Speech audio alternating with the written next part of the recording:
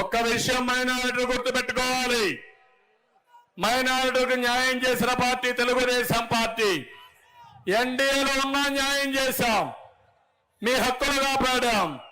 ఇప్పుడు వైఎస్ఆర్ కాంగ్రెస్ పార్టీ మాట్లాడుతున్నారు ఏదో మేము బీజేపీ మేము కలిస్తే అన్యాయం జరుగుతుందని. 5 సంవత్సరాలు బీజేపీ ఏ బిల్లు పెట్టినా ఆ బిల్లును సపోర్ట్ చేసి గెలిపించిన పార్టీ వైఎస్ఆర్ కాంగ్రెస్ పార్టీ. అవునా కాదా అని మిమ్మల్ని అడుగుతున్నా. మీరు చేసింది స్వార్థ ప్రయోజనాల కోసం, నేను చేసేది రాష్ట్ర ప్రయోజనాల కోసం, ప్రజా ప్రయోజనాల కోసం. ఈ విషయం మీరు గుర్తుపెట్టుకోవాల్సిన అవసరం ఉంది. ఇప్పుడు ఇక్కడ ఒక ఆయన ఉన్నాడు, మీ నియోజకవర్గానికి వద్దాం.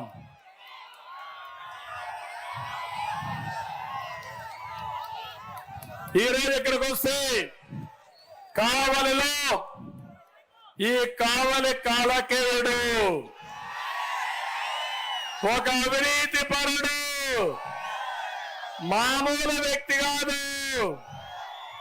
నాకు తెలిసిన తర్వాత ఇలాంటి ఎమ్మెల్యే నేను ఎప్పుడూ చూడాలా. ఇది ఒక వింత జీవి, విచిత్రమైన మనిషి. ఇదే ఈరోజు అతన్ని ఢీకొనడానికి కావ్య కృష్ణారెడ్డి వచ్చాడు.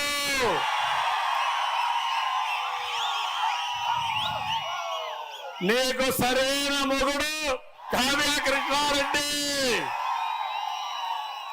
మొన్నే సుబ్బానాయుడు ఉన్నప్పుడు కూడా ఒక మీటింగ్ పెడితే కావలి దద్దరెళ్ళింది. సుబ్బానాయుడు భవిష్యత్తు చూసుకునే బాధ్యత నాది. కానీ ఈరోజు కావ్య కృష్ణారెడ్డి చూస్తా ఉంటే నాకు అనుమానమే లేదు. ఈ సీటు గెలుస్తున్నాం, గెలిచాం. ఈయన ఒక ఎమ్మెల్యే కాదు, ఒక వ్యక్తిగా కూడా ఉండడానికి అర్హత లేని వ్యక్తి. దళితుడు కరుణాకర్ సాగు చేసుకుంటున్న చేపల చెరువు ఏమైందో మీరే చూశారు. కప్పరాల తెప్పలో బీసీ గురుకుల పాఠశాలకు చెందిన 4 ఎకరాల భూమి కబ్జా చేశాడు. సెంటు పట్టాల భూములు ఎంత డబ్బులు కొట్టేశాడు తమ్ముళ్ళు? 100 కోట్లు కొట్టేశాడు. అవునా కాదా? కావలి రూరలు, భోగాలు, దగదర్తి, అల్లూరు మండలంలో విచ్చలవిడిగా గ్రనైట్ తవ్వకాలు చేశాడు. భూములు మింగేస్తాడు, గ్రామాలంతా కూడా తవ్వుకొని వెళ్ళిపోతాడు, ఎక్కడెక్కడో అమ్ముకుంటాడు. రిజిస్ట్రేషన్ చేస్తే కమిషన్ ఇవ్వాలా, హౌసింగ్ కాలనీ వేస్తే కమిషన్ ఇవ్వాలా, లేఅవుట్ అయితే గద్దల మారిగా వారిపోతున్నారు. మొత్తం ఇష్టానుసారంగా పీక్కు తింటున్నారు. భూమి అమ్మితే కమిషను, కొంటే కూడా కమిషనే.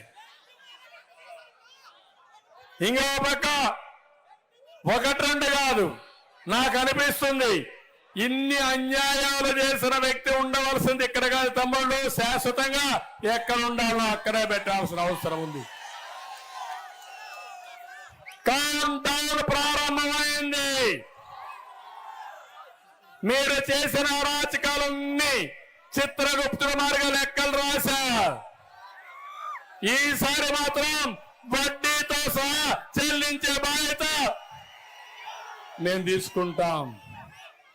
ఒక పక్క ఇక్కడ యానాద్ శెట్టి కూడా ఇటీవల చనిపోయాడు.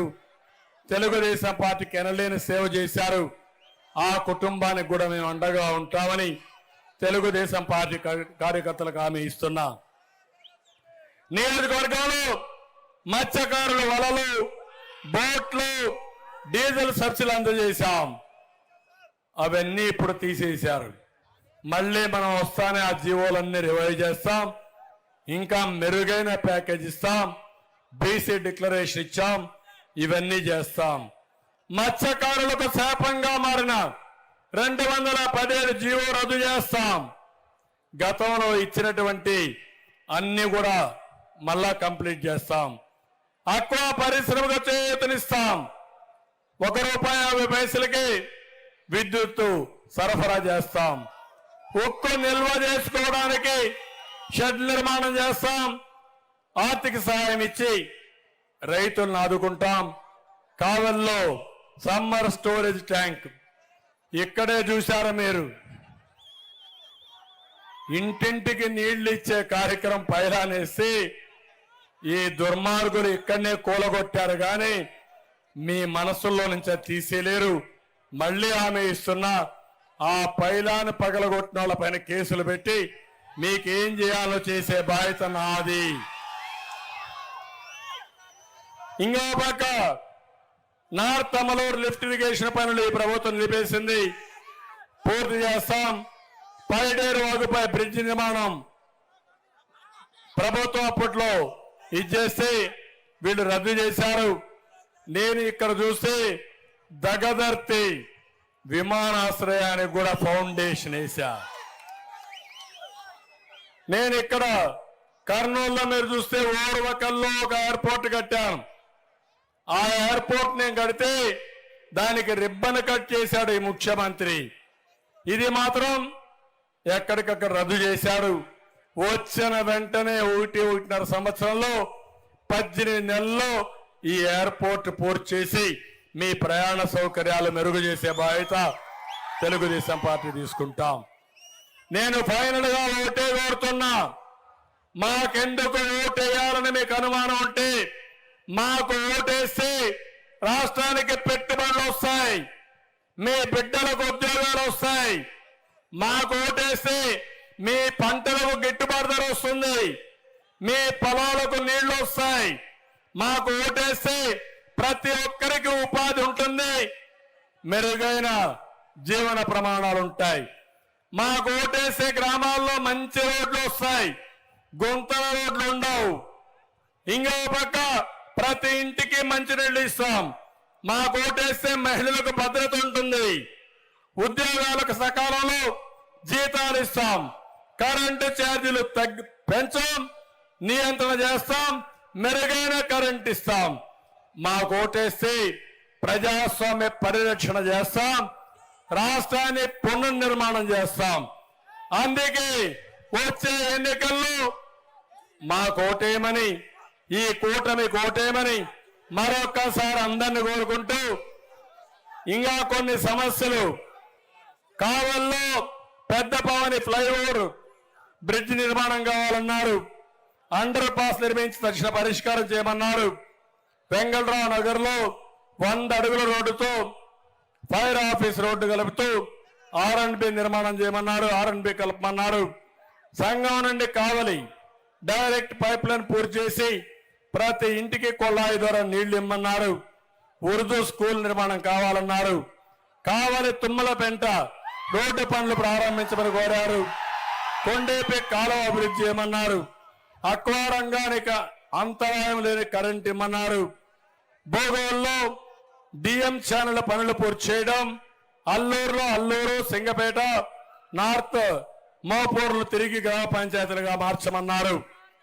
తప్పకుండా ఇవన్నీ కావ్య కృష్ణారెడ్డి గారి నాయకత్వంలో జరుగుతాయి. మీరు కూడా అఖండ మెజారిటీతో గెలిపించవలసిందిగా మరొక్కసారి కోరుకుంటూ, ఈరోజు కావాలి చూసిన తర్వాత నాకు అనిపిస్తుంది రేపు ఎల్లుండి మాంత్రికులు వస్తారు, దొంగలు వస్తారు, మీ దగ్గరికి మారు వేషాల్లో వస్తారు, డబ్బులు ఇస్తారు, మద్యం పోస్తారు, మీ జీవితాలు నాశనం చేయాలని చూస్తారు. కానీ ఒకటే నేను కోరేది, మీ భవిష్యత్తు కోసం ఎంపీగా ప్రభాకర్ రెడ్డి గారిని, ఎమ్మెల్యేగా కావ్య కృష్ణారెడ్డి గారిని ఇద్దరిని సైకిల్ గుర్తుకు ఓటేసి అఖండ మెజారిటీతో గెలిపించమని మిమ్మల్ని అందరినీ కోరుతున్నా. చేస్తారని చెప్పి ఆశిస్తున్నా. చేసి రాష్ట్ర ప్రగతికి మీరంతా దోహదం చేయాల్సిందిగా మరొక్కసారి కోరుకుంటూ, చాలా సంతోషం. ఎన్నోసార్లు కావలికి వచ్చా, కానీ ఈ రోజు మీ ఉత్సాహం చూస్తా ఉంటే ఎంత దూరం చూస్తే అంత దూరం ప్రజలే ఉన్నారు, ప్రజా సముద్రమే ఉంది. అందుకే నమ్మకంగా వెళుతున్నా. ఇక్కడే ఉండిపోవాలనిపిస్తా ఉంది, కానీ మళ్ళా ఉదయగిరి పోవాలి. మీకోసరం హెలికాప్టర్ కూడా క్యాన్సిల్ చేసుకుని రోడ్డు మీద వెళ్తున్నా, మీరు ఆశీర్వదించమని కోరుకుంటూ అందరికీ నమస్కారాలు. జై హింద్. సైకిల్ పోల్ అందరూ చెప్పాలి, గట్టిగా చెప్పాలి. సైకో పోవాలి, సైకో పోవాలి, సైకో పోవాలి. రోడ్డు ఉత్సాహంగా ఉన్నారు.